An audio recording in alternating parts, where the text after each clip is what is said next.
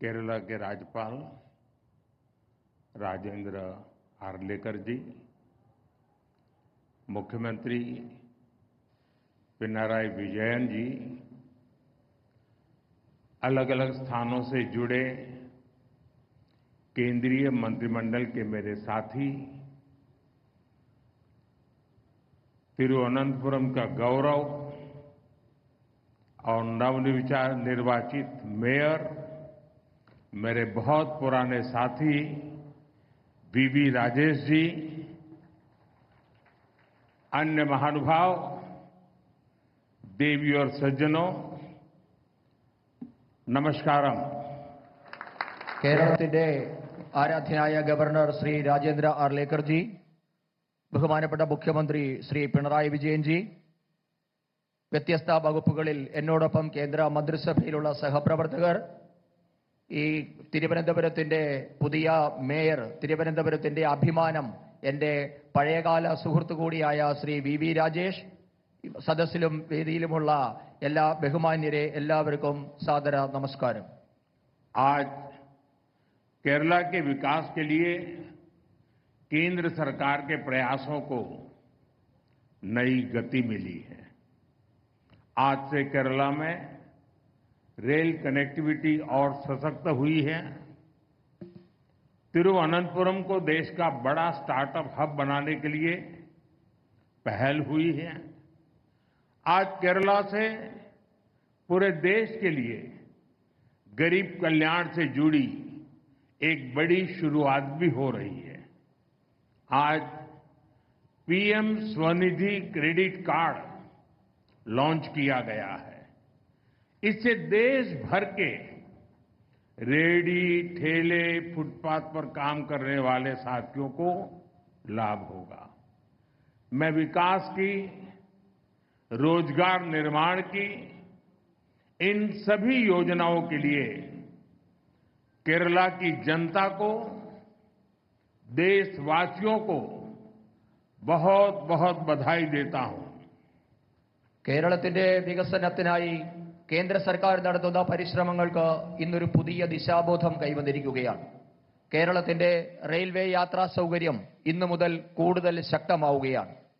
രാജ്യത്തെ വലിയ സ്റ്റാർട്ടപ്പ് കേന്ദ്രമായി തിരുവനന്തപുരത്തെ മാറ്റുന്നതിനുള്ള ആദ്യ ചുവട് ഇന്ന് വെക്കുകയാണ്. രാജ്യത്തെ മുഴുവൻ പാവപ്പെട്ടവരുടെയും ഉന്നമനത്തിനായി നടപ്പാക്കുന്ന ഒരു മഹത്തായ സംരംഭത്തിനും തിരുവനന്തപുരത്ത് ഇന്ന് തുടക്കമായിട്ടുണ്ട്. ഇന്നാണ് രാജ്യത്ത് പ്രധാനമന്ത്രി സ്വനിധി ക്രെഡിറ്റ് കാർഡ് പദ്ധതിക്ക് തുടക്കമായത്. ഇതുമൂലം രാജ്യത്തെ ഉന്തുവണ്ടി കച്ചവടക്കാർ, തട്ടുകടക്കാർ, വഴിയോര കച്ചവടക്കാർ എന്നിവർക്കാണ് അതിന്റെ ഗുണം കിട്ടുക. വികസനത്തിനും തൊഴിൽ ഉൽപാദനത്തിനുമൊക്കെ കാരണമാകുന്ന ഈ പദ്ധതികൾക്ക് രാജ്യത്തെ എല്ലാവരുടെയും പേരിൽ ഞാൻ ആശംസകൾ നേരുന്നു. एनडीए सुहृदगणे, विकसित भारत बनाने के लिए आज पूरा देश एकजुट होकर प्रयास कर रहा है। विकसित भारत के निर्माण में हमारे शहरों की बहुत बड़ी भूमिका है। बीते 11 वर्षों से केंद्र सरकार अर्बन इंफ्रास्ट्रक्चर पर बहुत निवेश कर रही है. പ്രിയപ്പെട്ട സുഹൃത്തുക്കളെ, വികസിത ഭാരത നിർമ്മാണത്തിനായി ഇന്ന് രാഷ്ട്രം ഒറ്റക്കെട്ടായി പരിശ്രമിക്കുകയാണ്. വികസിത ഭാരതത്തിന്റെ നിർമ്മാണത്തിൽ നമ്മുടെ നഗരങ്ങൾക്ക് വലിയ പങ്കാണ് വഹിക്കാനുള്ളത്. കഴിഞ്ഞ 11 വർഷമായി രാജ്യത്തെ നഗരങ്ങളുടെ അടിസ്ഥാന സൗകര്യ വികസനത്തിനായി കേന്ദ്ര സർക്കാർ വൻതോതിലുള്ള നിക്ഷേപമാണ് നടത്തിവരുന്നത്. सुहृदगणे, केंद्र सरकार शहर के गरीब परिवारों के लिए भी बहुत काम कर रही है। पीएम आवास योजना के तहत देश में 4 करोड़ से अधिक घर बनाकर गरीबों को दिए गए हैं।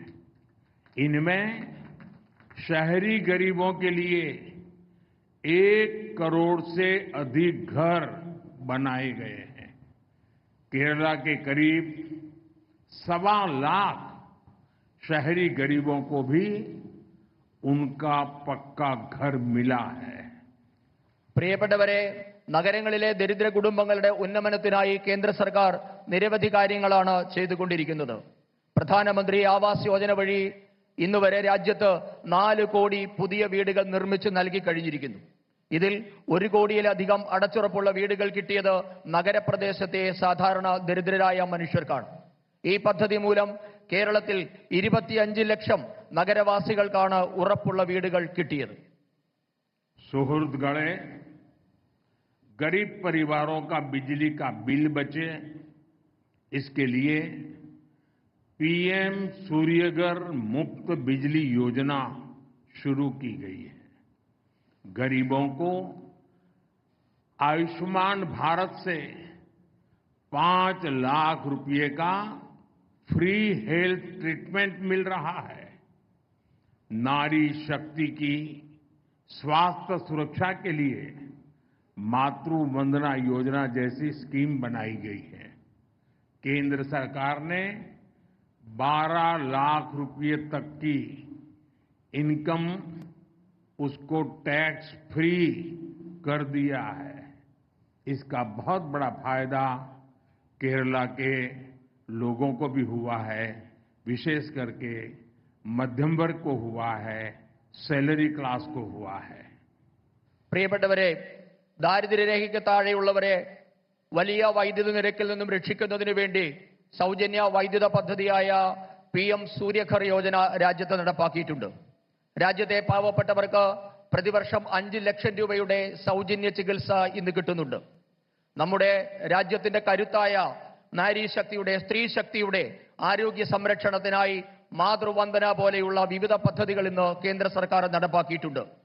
രാജ്യത്ത് 12 ലക്ഷം രൂപ വരെ വാർഷിക വരുമാനമുള്ളവരെ ആദായ നികുതിയിൽ നിന്നും കേന്ദ്ര സർക്കാർ ഒഴിവാക്കിയിട്ടുണ്ട്. ഇതിന്റെ വലിയൊരു പ്രയോജനം കേരളത്തിനും കിട്ടുന്നുണ്ട്. പ്രത്യേകിച്ച് കേരളത്തിലെ ശമ്പളക്കാരായ, മധ്യവർഗക്കാരായ സാധാരണ മനുഷ്യർക്ക് ഇതിന്റെ പ്രയോജനം ഇന്ന് കിട്ടുന്നുണ്ട്.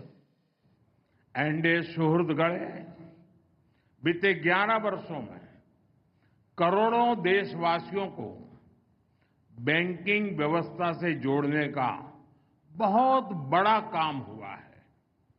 अब गरीब, SC, ST, OBC, महिलाओं, फिशरमैन, इन सभी को भी आसानी से बैंक लोन मिलने लगे हैं।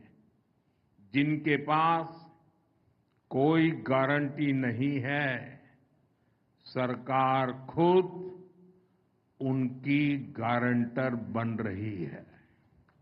പ്രിയപ്പെട്ടവരെ, കഴിഞ്ഞ 11 വർഷമായി രാജ്യത്തെ സാധാരണ മനുഷ്യരെ ബാങ്കിംഗ് സമ്പ്രദായവുമായി ബന്ധിപ്പിക്കാൻ കേന്ദ്ര സർക്കാർ വലിയ പ്രയത്നമാണ് നടത്തിവരുന്നത്.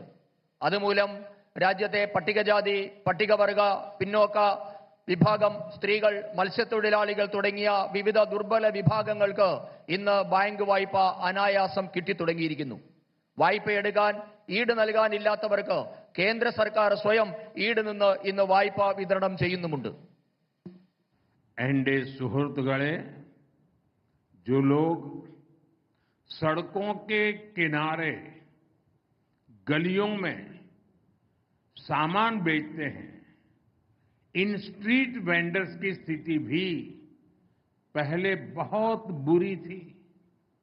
उन्हें सामान खरीदने के लिए कुछ 100 रुपये भी महंगे ब्याज पर लेने पड़ते थे। केंद्र सरकार ने पहली बार इनके लिए PM स्वनिधि स्कीम बनाई। इस स्कीम के बाद देश भर में लाखों साथियों को बैंकों से बहुत मदद मिली है। लाखों स्ट्रीट वेंडर्स को जिंदगी में पहली बार बैंक से कोई लोन मिला है। പ്രിയപ്പെട്ടവരെ, നേരത്തെ നമ്മുടെ രാജ്യത്തെ വഴിയോര കച്ചവടക്കാർ, തെരുവ് കച്ചവടക്കാർ എന്നിവരുടെ അവസ്ഥ വളരെ പരിതാപകരമായിരുന്നു. കച്ചവട സാധനങ്ങൾ വാങ്ങാനായി അവർക്ക് ചെറിയ തുകയ്ക്ക് പോലും വലിയ പലിശ കൊടുക്കേണ്ടി വന്ന സാഹചര്യമാണ് ഉണ്ടായിരുന്നത്. ഇവർക്കായാണ് കേന്ദ്ര സർക്കാർ ആദ്യമായി പ്രധാനമന്ത്രി സ്വനിധി പദ്ധതി ആവിഷ്കരിച്ചത്. ഇതോടെ ലക്ഷക്കണക്കിന് സഹോദരങ്ങൾക്ക് ബാങ്കിൽ നിന്ന് വലിയ സഹായങ്ങൾ കിട്ടാൻ തുടങ്ങി. ലക്ഷക്കണക്കിന് തെരുവ് കച്ചവടക്കാർക്ക് ജീവിതത്തിൽ ആദ്യമായി ബാങ്ക് വായ്പ കിട്ടിയതും PM स्वनिधि പദ്ധതി നടപ്പാക്കിയ ശേഷമാണ്. एनडीए सुहृदगणे, अब भारत सरकार एक कदम आगे बढ़ते हुए इन साथियों को क्रेडिट कार्ड दे रही है. थोड़ी देर पहले यहां भी PM स्वनिधि क्रेडिट कार्ड दिए गए हैं. इसमें केरला के 10,000 और तिरुवनंतपुरम के 600 से अधिक साथी हैं. पहले सिर्फ अमीरों के पास ही क्रेडिट कार्ड होता था. अब स्ट्रीट वेंडर्स के पास भी स्वनिधि क्रेडिट कार्ड है. പ്രിയപ്പെട്ടവരെ, ഈ തെരുവ് കച്ചവടക്കാരായിട്ടുള്ള സാധാരണക്കാരെ സഹായിക്കാൻ കേന്ദ്ര സർക്കാർ ഇപ്പോൾ ഒരു ചുവട് കൂടി വെച്ചിരിക്കുകയാണ്. ഇവർക്ക് ഇന്നു മുതൽ ക്രെഡിറ്റ് കാർഡുകൾ നൽകുകയാണ്. അല്പം മുമ്പാണ് ഇതേ വേദിയിൽ പ്രധാനമന്ത്രി സ്വനിധി ക്രെഡിറ്റ് കാർഡ് പദ്ധതിക്ക് തുടക്കം കുറിച്ചത്.